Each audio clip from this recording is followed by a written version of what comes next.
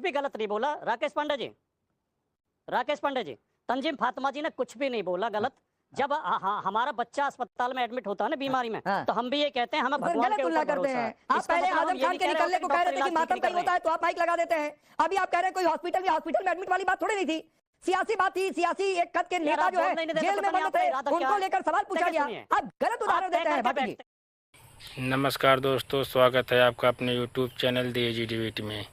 दोस्तों, इस डिबेट में आपके लिए हम लेकर आए हैं TV news anchor Rakesh Pandey और समाजवादी प्रवक्ता राजकुमार भाटी के बीच।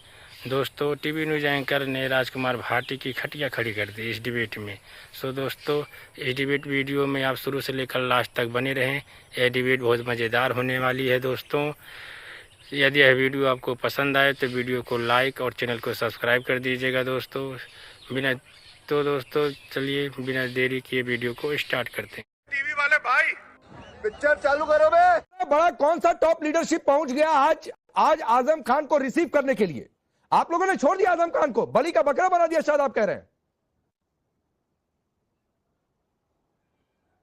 समाजवादी पार्टी ने और श्री अखिलेश यादव जी ने कभी भी आजम खान साहब का साथ नहीं छोड़ा, हमेशा आजम खान साहब के मामले में मदद की है। तुम्हारे जैसे लोग इस देश के लिए श्राप है।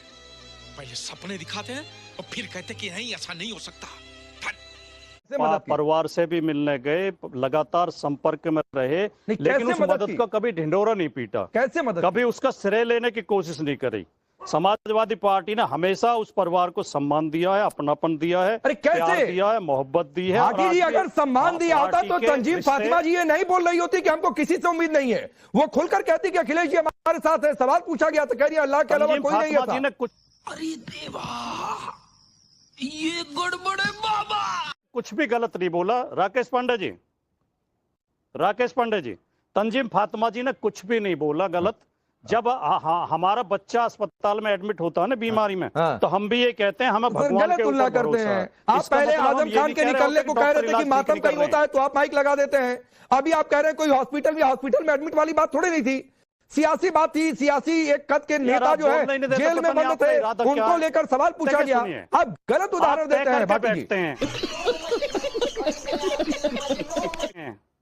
राकेश पांडे जी, हाँ, आप बहुत गलत बात कर रहे हैं। मैं गलत बात नहीं कर रहा हूं सर, आप गलत उदाहरण दे रहे हैं। आप गलत उदाहरण नहीं देते, मैं बीच में नहीं आता। इन्हें बोलने नहीं देने की बात सुनने नहीं। नहीं, मैं बिल्कुल सुन रहा हूं सर, लेकिन गलत उदाहरण दे रहे हैं ना डिबेट का।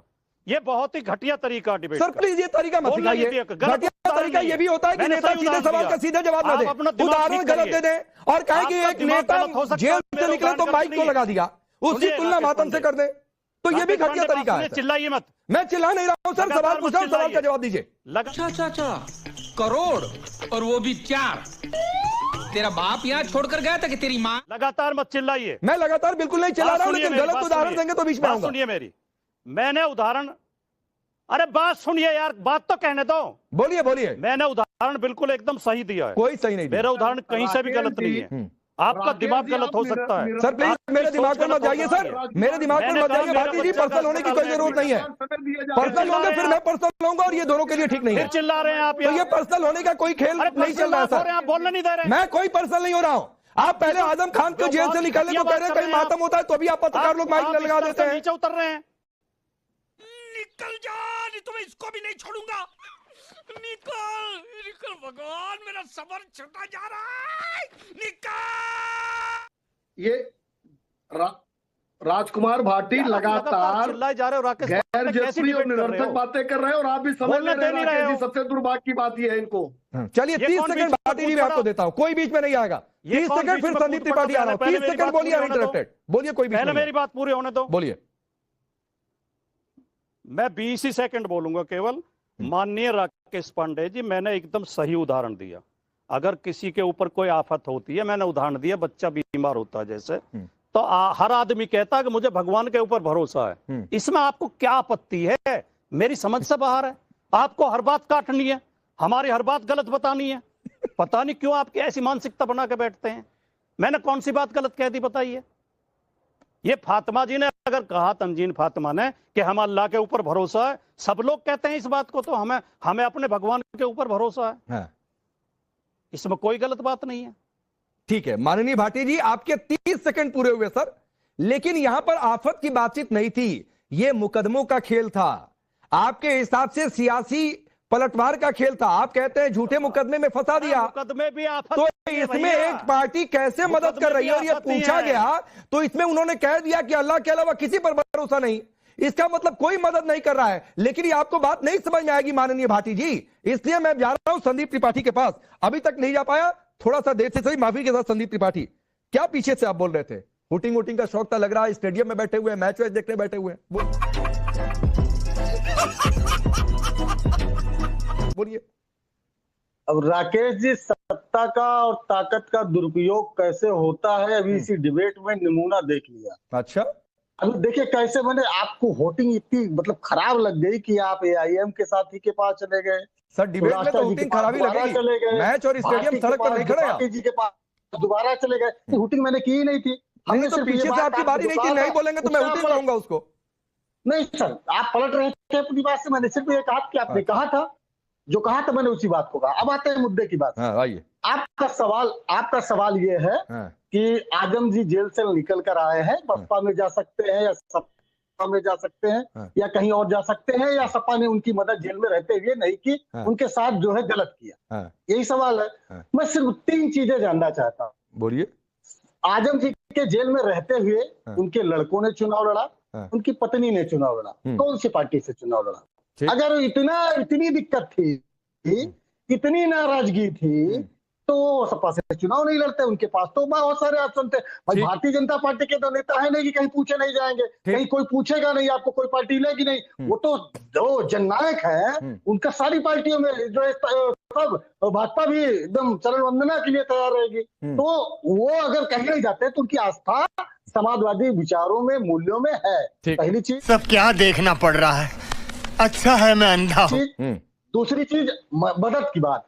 सीतापुर जेल में है, मैं पर्सनली जानता हूँ, मेरे वहां रिलेटिव जेल विभाग में पोस्टेड है। अंदर की बात मैं जानता हूँ, मेदांता जेल में थे, तो आपको नहीं पता होगा कि मेदांता जेल में, सॉरी मेदांता हॉस्पिटल में, फिर यही होता है। अरे गलत, अब क्या आपके मतलब इंसान हो सर, अब कोई महामानव थोड़ी ना हो कि मोदी जी की तरह होते। सब इंसान ही यहाँ पर बैठे हुए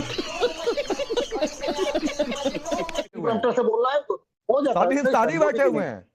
हाँ, अब सर तो बात ये है सर कि मदद, भाटी जी ने कहा हमने त्रिपाठी जी आपका नंबर नहीं लग पाएगा, शांत रहिए, सुनिए। तो दिक्कत सर ये है कि मदद की जाती है, उसका ढिढोरा नहीं पीटा जाता। अब एक बात और मैं कह देता हूँ, ठीक है, चाहे वो सपा में जाए या बसपा में जाए, चलिए नहीं, उत्तर प्रदेश। अब दिक्कत यही है कि मनीष शुक्ला भाटी जी को भी शलमड़ी लग गए और संदीप त्रिपाठी आपको भी लग गए। अगर शलमड़ी से ही करना था तो मैं रिक्वेस्ट कर देता कि मनीष शुक्ला जी की जगह शलमड़ी को भेज दिया जाए, ठीक है, यही कर देता। लेकिन चलिए सर, वक्त इतना ही।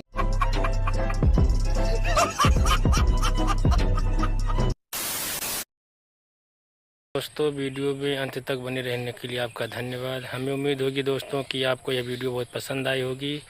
दोस्तों, यदि वीडियो या ऐप आपको पसंद आई होगी तो वीडियो को लाइक और चैनल को सब्सक्राइब कर दीजिएगा दोस्तों। और इस डिबेट वीडियो के बारे में आपकी क्या राय है हमें कमेंट बॉक्स में ज़रूर बताइएगा। फिर दोस्तों मिलते रहेंगे एक नए धमाकेदार वीडियो डिबेट के साथ। हमारे चैनल को सब्सक्राइब करके डिबेट में बने रहिएगा। सो दोस्तों, अपने परिवार का ख्याल रखें। जय हिंद, जय भारत।